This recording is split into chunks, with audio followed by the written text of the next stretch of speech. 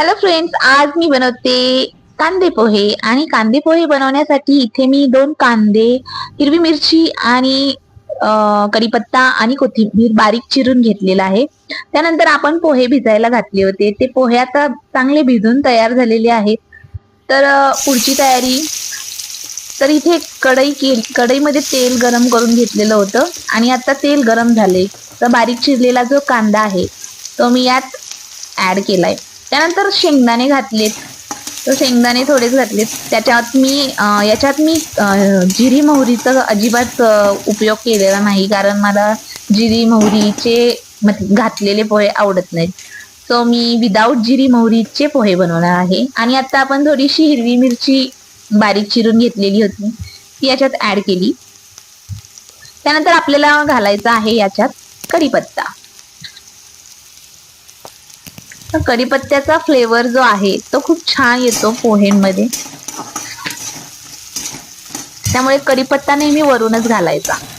मी direct तेलात घालत नाही कधीच कढीपत्ता, तो त्याचा फ्लेवर थोडासा कमी होतो त्यामुळे.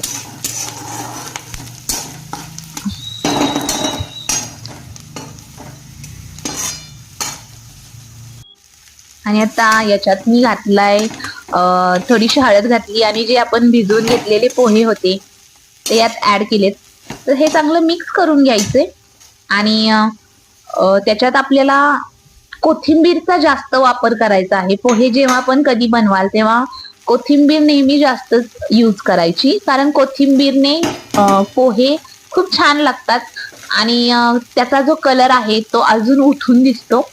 तर कधी पण पोहे बनवणार असाल तेव्हा कोथिंबीर नेहमी जास्त वापरा. आणि कोथिंबीर खाल्ल्याचे भरपूर फायदे आहेत, तो कोथिंबीर जास्त घातली तरी चालते.